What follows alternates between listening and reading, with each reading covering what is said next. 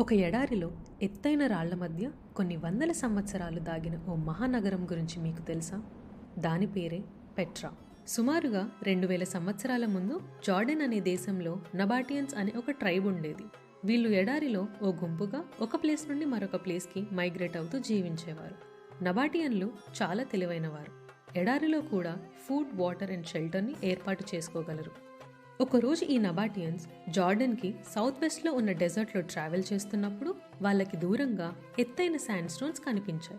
దగ్గరికి వెళ్లి చూస్తే కొండలుగా ఏర్పడిన ఆ రాళ్ల మధ్యలో ఒక దారి కనిపించింది.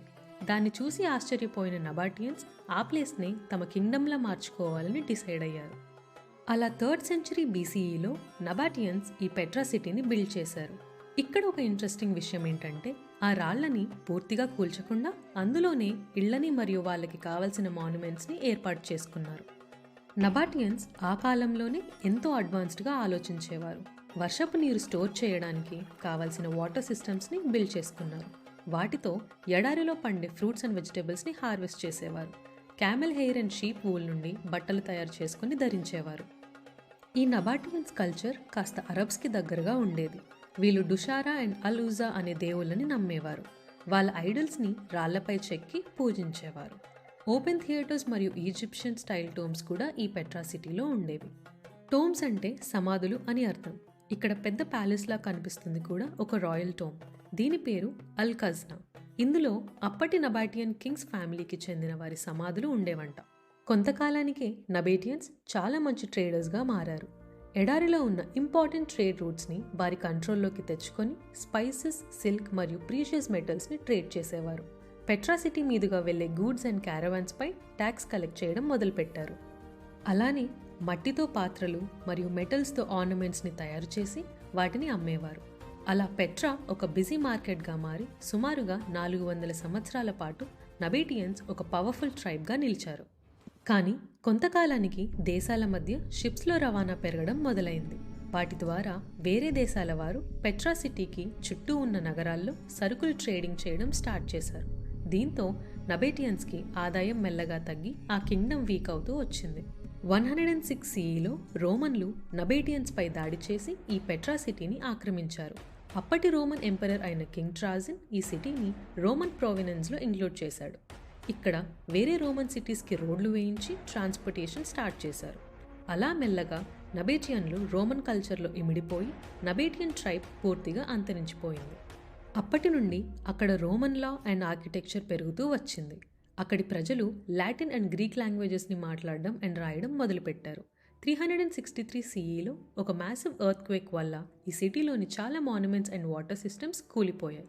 ఎంతో విలువైన ఆర్కిటెక్చర్ నేలమట్టమైంది. అప్పటి నుండి అక్కడి జనాభా తగ్గుతూ వచ్చింది. ఆ తరువాత 7th century CEలో బేడోవన్ ట్రైబ్స్ ఇక్కడ టెంట్స్ అండ్ గుహల్లో కొంతకాలం నివసించారు.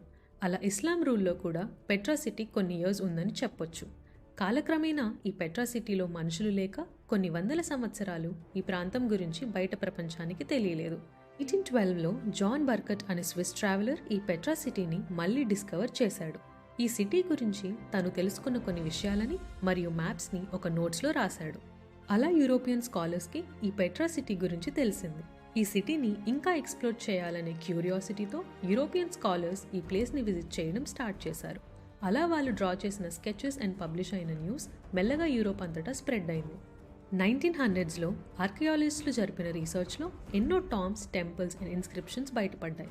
భూకంపంలో చాలా వరకు ఆర్కిటెక్చర్ కూలిపోవడం వల్ల ఇప్పుడు ఈ పెట్రా సిటీలో కేవలం 15% మాత్రమే మిగిలింది. మిగతా 85% అండర్ గ్రౌండ్లోనే బరి అయ్యింది. 1985లో యునెస్కో ఈ ప్లేస్ని వరల్డ్ హెరిటేజ్ సైట్గా రికగ్నైజ్ చేసింది. అప్పటి నుండి జార్డన్ ఈ పెట్రా సిటీని నేషనల్ ట్రెజర్గా ప్రొటెక్ట్ అండ్ ప్రమోట్ చేస్తుంది. 1989లో రిలీజ్ అయిన ఇండియానా జోన్స్ అనే హాలీవుడ్ సినిమాని ఈ సిటీలోనే షూట్ చేశారు.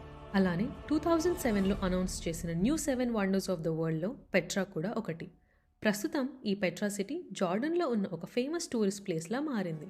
ఇక్కడికి ఎవ్రీ ఇయర్ కొన్ని లక్షల మంది టూరిస్టులు వస్తూ ఉంటారు. ఇప్పటికీ ఆర్కియాలజిస్టులు ఈ సిటీలో దాగున్న మరింత ఆర్కిటెక్చర్ అండ్ మాన్యుమెంట్స్ని డిస్కవర్ చేస్తూనే ఉన్నారు. ఈ వీడియోని చివరిదాకా చూసినందుకు చాలా థ్యాంక్స్. మీరు గనుక ఫస్ట్ టైం నా ఛానల్ని విజిట్ చేసుంటే ప్లీజ్ టు సబ్స్క్రైబ్. అలానే ఈ వీడియోని లైక్ అండ్ షేర్ చేయడం మర్చిపోవద్దు. ఇంకొక ఇంట్రెస్టింగ్ వీడియోతో నేను మిమ్మల్ని మళ్ళీ కలుసుకుంటాను. అంతవరకు బాయ్ అండ్ టేక్ కేర్.